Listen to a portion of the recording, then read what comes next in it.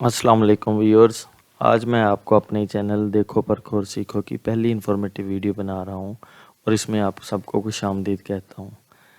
सबसे पहले तो मैं फिर आपको अपने चैनल का थोड़ा सा इंट्रोडक्शन करवा देता हूं। जैसा कि इसके नाम से ज़ाहिर है कि मैं अपने चैनल में आपको हर किस्म की इन्फॉर्मेटिव और नॉलेजेबल वीडियो से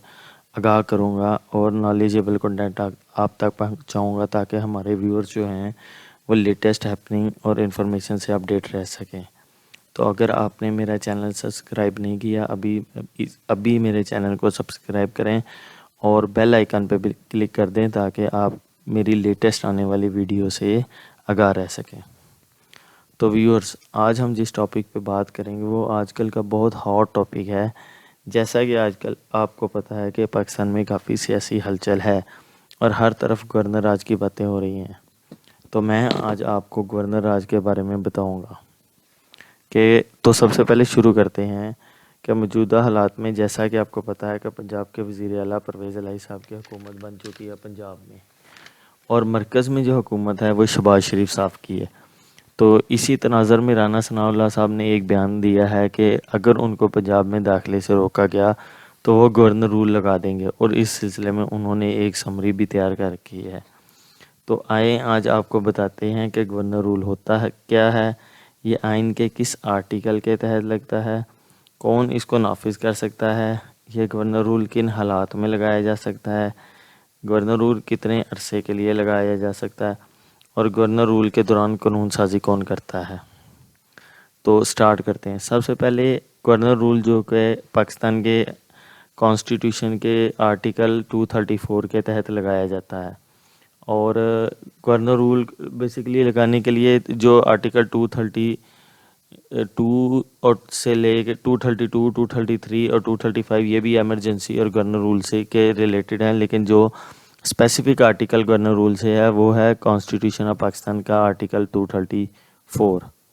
तो गवर्नर रूल को लगाने के लिए बेसिकली दो तरीके हैं। पहला तरीका है कि जिसमें सूबे का गवर्नर रूल लगा सकता है, इम्प्लीमेंट कर सकता है, और दूसरा तरीका ये है कि जिसमें पार्लियामेंट गवर्नर रूल लगा सकती है।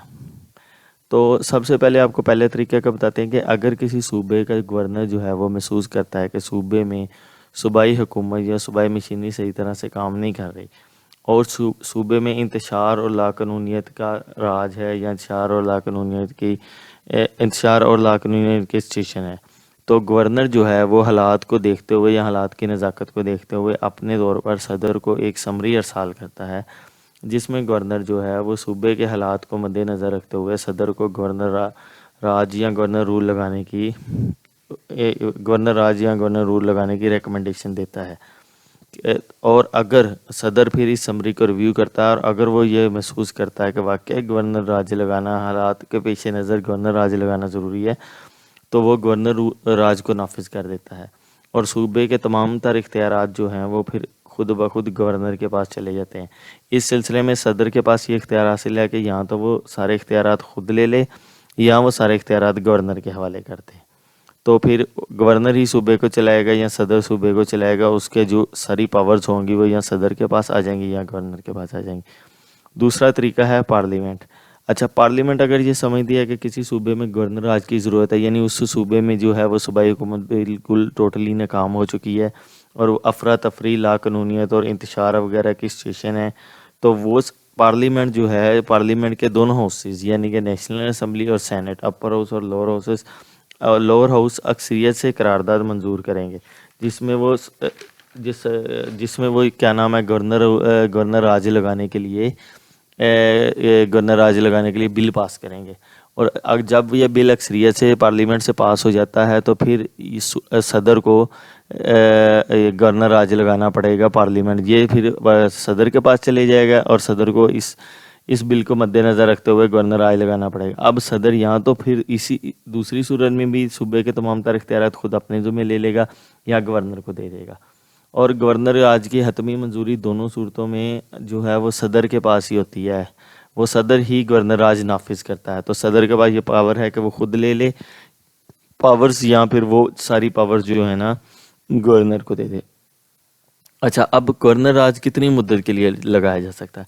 پہلی دفعہ جو گورنر راج ہے وہ صدر نے امپلیمنٹ کرنا ہے، وہ 2 مہینے کے لیے میکسیمم اس کو لگا سکتا ہے، اور اس کو 2 مہینے سے فردر اگر ایکسٹینڈ کرنا ہے تو پارلیمنٹ اس کو ایکسٹینڈ کر سکتی ہے، اور وہ بھی 2 مہینے کے لیے ایکسٹینڈ کر سکتی ہے، اور کلیکٹیولی ساری ایکسٹینشنز ملا کے یہ ٹوٹلی 6 منتھس کے لیے لگایا جا سکتا ہے، اس سے زیادہ کے لیے یہ نہیں لگایا جا سکتا۔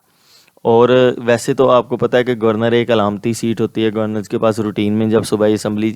صوبائی حکومت چل رہی ہوتی ہے اور صوبائی اسمبلی چل رہی ہوتی ہے تو اتنی پاورز نہیں ہوتی، لیکن گورنر رول کے دوران گورنر کے پاس تمام تر اختیارات آ جاتے ہیں، یعنی کہ وہ فوج کو بھی طلب کر سکتا ہے، اس کے علاوہ وہ کافی ساری پاور جو ہے نا اس کے پاس آ جاتی ہیں، جو کہ ساری صوبائی اسمبلی کے پاس ہوتی ہیں۔ اچھا، گورنر رول کے دوران صوبے کی تمام کا سوال یہ پیدا ہوتا ہے کہ گورنر رول کے دوران صوبے کی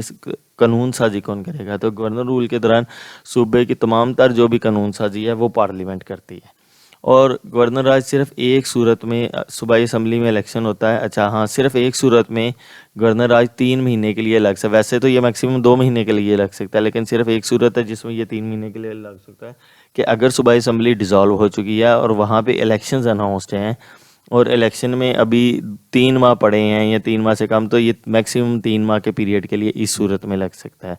ورنہ یہ میکسیمم 2 ماہ کے پیریڈ کے لیے لگتا ہے۔ اچھا، اور گورنر رول جب اینڈ ہو جائے گا تو گورنر رول کے دوران جو بھی اس کے لیے لیجسلیشن کی گئی ہوگی، قانون سازی کی گئی ہوگی پارلیمنٹ میں، وہ ساری گورنر رول کے ختم ہوتے ساری ختم ہو جائے گی۔